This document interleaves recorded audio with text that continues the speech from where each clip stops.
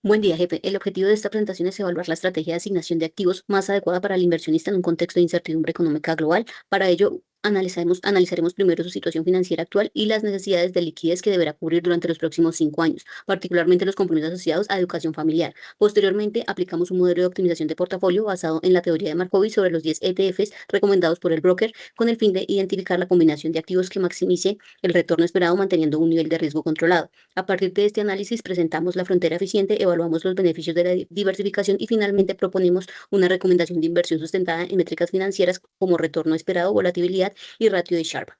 Para comenzar, revisamos primero la situación financiera del inversionista y el rendimiento mínimo requerido para cubrir sus compromisos futuros. En esta primera parte analizamos la situación financiera actual del inversionista y las principales necesidades financieras que tendrá durante los próximos 5 años. Actualmente, la inversión cuenta con un portafolio de inversión valorado en aproximadamente $500.000, el cual representa el capital disponible para cubrir sus objetivos financieros futuros. Además, se estima que el inversionista podrá realizar aportes adicionales de ahorro de aproximadamente $10.000 al año, lo que significa que durante el horizonte de análisis de 5 años se acumularían $50.000 en ahorros adicionales. El principal compromiso financiero identificado corresponde al pago de la educación universitaria al hijo, cuyo costo estimado es de $30.000 por año durante 3 años, lo que representa un gasto total de $90.000. Por lo tanto, para evaluar la sostenibilidad financiera del portafolio es necesario comparar estas necesidades futuras con los recursos ahí disponibles y determinar qué parte deberá ser financiada directamente por el rendimiento de los inversionistas. En esta segunda parte, calculamos cuánto rendimiento debe generar el portafolio para cubrir las necesidades financieras identificadas. Como se observa en la tabla, el costo total de la educación universitaria asciende a $90.000. Sin embargo, este gasto será parcialmente cubierto por los ahorros futuros de inversionista, los cuales se estiman en $50.000 durante los próximos 5 años. Esto significa que la cantidad que deberá ser cubierta directamente por el portafolio de inversión corresponde a $40.000. Si comparamos esta cantidad con el valor actual del portafolio, que es decir, $500.000, podemos calcular el rendimiento total requerido durante los 5 años. Al dividir 40.000 entre 500.000 obtenemos un rendimiento total necesario del 8% en efectivo anual en ese periodo. Posteriormente, al analizar ese rendimiento utilizando una tasa compuesta, obtenemos un portafolio que necesita generar aproximadamente 1,54% de rendimiento anual para cubrir las necesidades financieras proyectadas. Finalmente, es importante interpretar estos resultados desde una perspectiva de estrategia de inversión. El análisis muestra que el rendimiento anual requerido es relativamente bajo en comparación con los rendimientos históricos de los mercados financieros, especialmente portafolios diversificados que incluyen acciones y ETFs.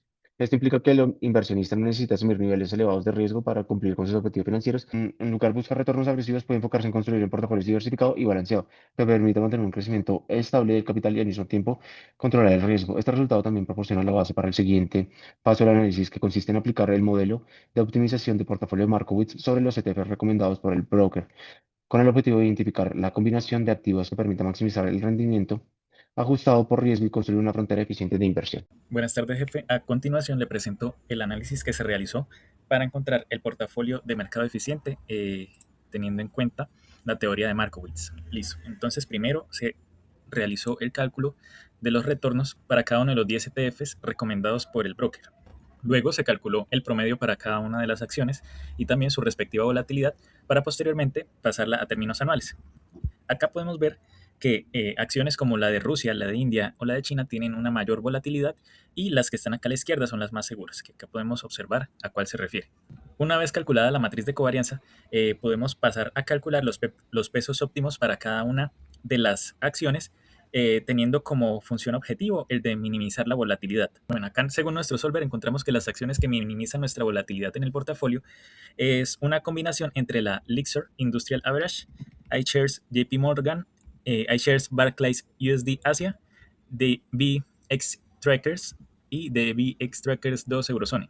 Entonces, esta sería la combinación óptima del portafolio que debería seguir para poder minimizar la volatilidad, teniendo un retorno de 2,60%. Como tal, estas acciones se refieren, en el caso de Lixor, es comprando en las 30 empresas más grandes y estables de Estados Unidos como Apple, Microsoft, Goldman Sachs y Disney. En el caso de iShares JP Morgan USD Asia Credit, está comprando, es un ETF que invierte en la deuda corporativa asiática en dólares.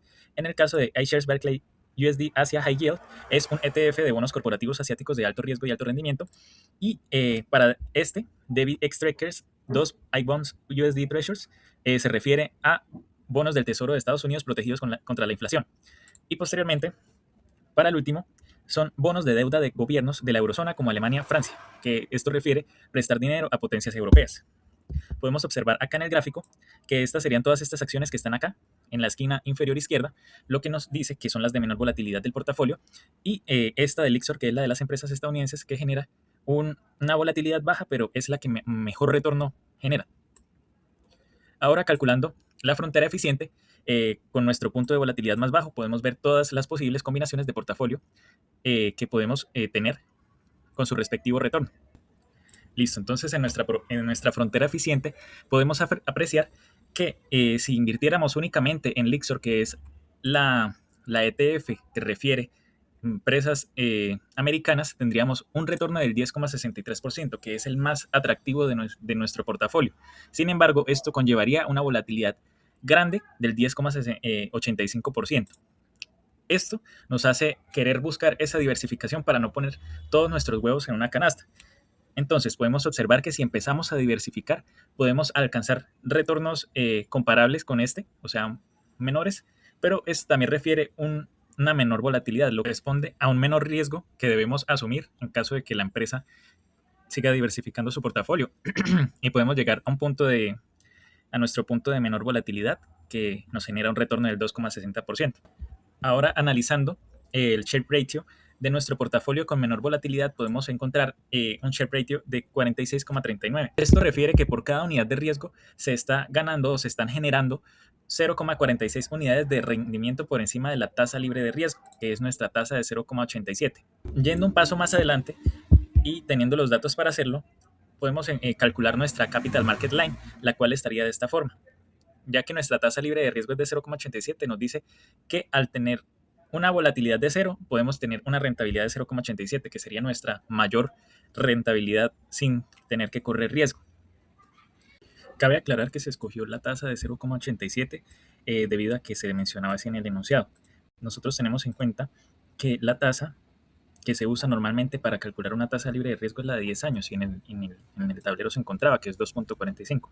Sin embargo, en una sesión de tutoría, pues yo consulté con la tutora y me comentó que pues, según el enunciado era 0,87. Por eso se emplearon estos cálculos a partir de esta tasa de riesgo de 0,87, que es la que es de un año. Y según el comportamiento de nuestro S&P 500, tendríamos que la combinación de punto más alto de nuestra Capital Market Line sería de 10,35 con 12,81. Esto refiere a que tendríamos una volatilidad de 10,35 para un retorno esperado anual de 2,81. Comparando estos datos con los de nuestro portafolio y teniendo en cuenta que en esos años el S&P 500 tuvo un rendimiento más alto que el de estas acciones como China, Rusia, India, que pues en esos entonces no estaban tan fuertes. Entonces podemos ver que la Capital Market Line para este caso no llega a tocar nuestra curva de frontera eficiente. En esta primera parte del análisis se recopilaron los datos de los 10 ETF recomendados por el broker. Para cada uno se calcularon dos métricas fundamentales: el rendimiento anualizado de los últimos 3 años y el nivel de riesgo medido a través de la desviación estándar de los retornos. Esas dos variables permiten evaluar cómo se ha comportado cada activo en términos de rentabilidad y volatilidad. Como se puede observar en la tabla, existen diferencias importantes entre los ETFs, especialmente entre los de renta variable y los de renta fija. Estas diferencias son importantes porque constituyen la base para construir portafolios diversificados que permitan mejorar la relación entre el riesgo y el retorno. Una vez identificados los niveles de riesgo y retorno de cada ETF, el siguiente paso consiste en analizar la relación entre estas dos variables. En el gráfico se observa cómo cada ETF se posiciona en el espacio riesgo-retorno.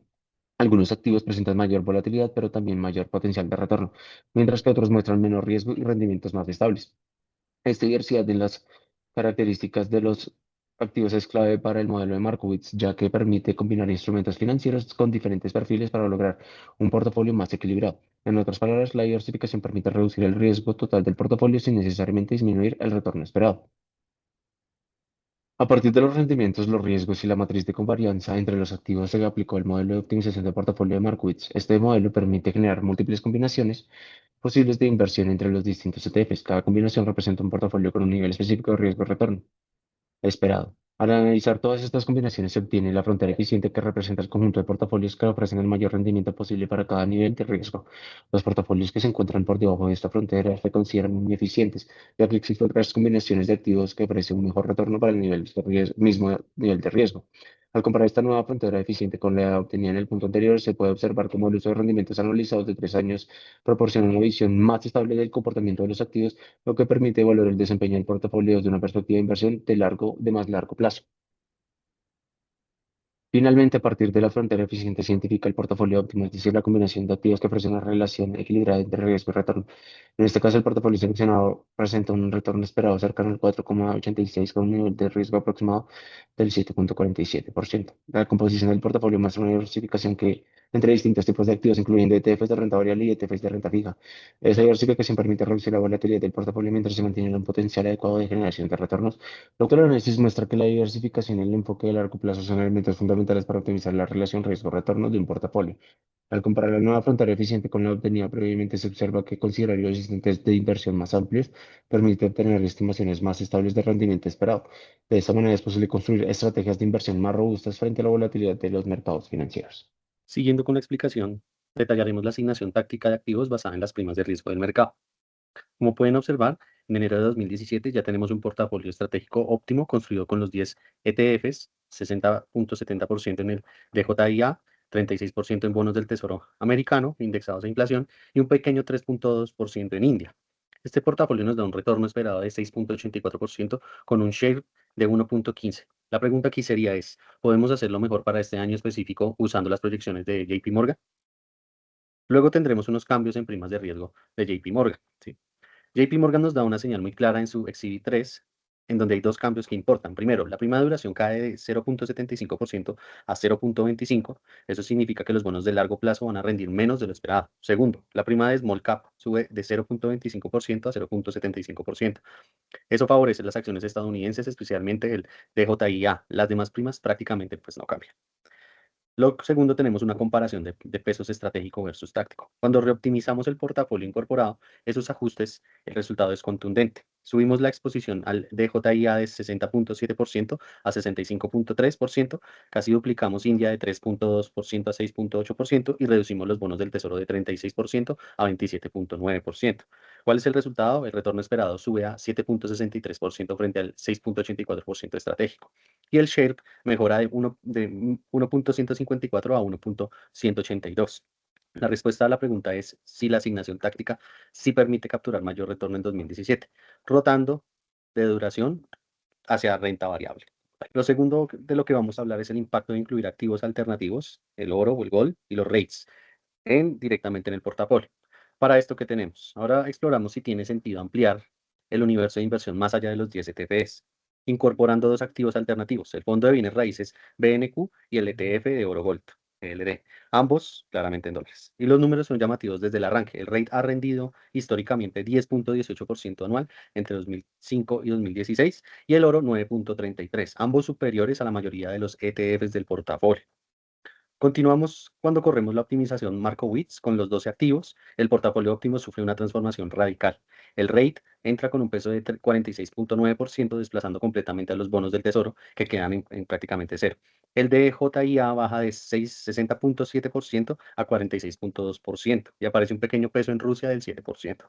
El retorno esperado del portafolio salta de 6,84% a 10,72%. Y el share mejora de 1,154 a 1,590, una mejora del 37,8%. Claramente, el rate pues, agrega ese valor cuantitativo real, ¿sí?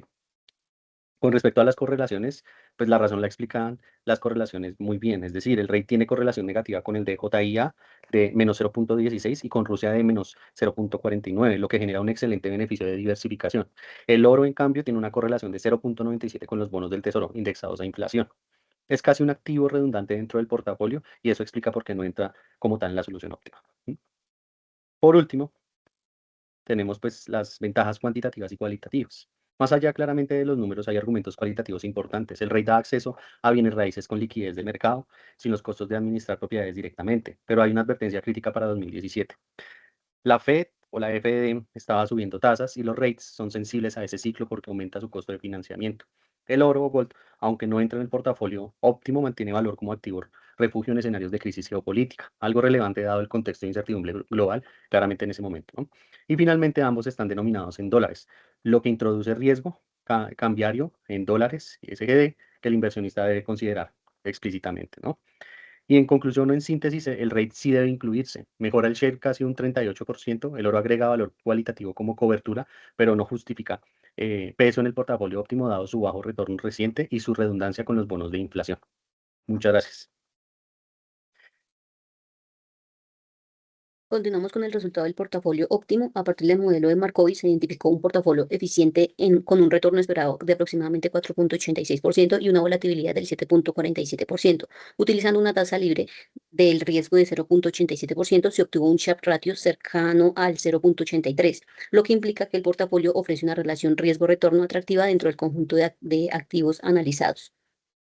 En cuanto a la composición del portafolio, el portafolio óptimo está compuesto por una combinación de activos de renta variable y renta fija de diferentes regiones. Aproximadamente el 61% del portafolio está invertido en instrumentos de renta fija, como bonos corporativos asiáticos y bonos del gobierno europeo, lo que ayuda a reducir la volatilidad. El 39% restante se encuentra en activos de mayor crecimiento, como el ETF Dow Jones, lo que permite mantener un potencial de retorno. Ahora continuamos con el beneficio de la diversificación. El análisis demuestra que invertir en un solo ETF implica asumir niveles de volatilidad significativamente mayores. En cambio, al combinar activos con diferentes niveles de riesgo y correlación, el portafolio diversificado logra mantener un retorno competitivo mientras reduce la volatilidad a 7.47%, lo que demuestra claramente el beneficio de diversificación. En cuanto a las debilidades del modelo de Markowitz, el modelo utiliza datos históricos para estimar rendimientos y riesgos. Sin embargo, los mercados financieros pueden experimentar cambios estructurales o crisis que alteran significativamente estos patrones, por lo que los resultados históricos no siempre reflejan el comportamiento futuro. En cuanto a la sensibilidad del modelo, otra habilidad importante es la alta sensibilidad del modelo a errores de estimación. Incluso cambios pequeños en los retornos esperados o en las correlaciones entre activos pueden generar cambios significativos en cuanto a la composición del portafolio óptimo. Finalmente, pues el modelo de Markowitz no considera factores del mundo real como costos de transacción, impuestos o restricciones de liquidez. Por esta razón, aunque es una herramienta muy útil para entender los beneficios de la diversificación, en la práctica suele complementarse con modelos de análisis financiero. Y ya pues dando una conclusión del caso, el análisis demuestra que la diversificación entre diferentes clases de activos y regiones geográficas permite mejorar significativamente la relación riesgo-retorno del portafolio. El modelo de Markowitz permitió identificar un portafolio eficiente con un retorno esperado del 4.86%, una volatilidad del 7.47% y un Sharpe ratio del 0.83, lo que representa pues una inversión balanceada en un contexto de incertidumbre global. Muchas gracias.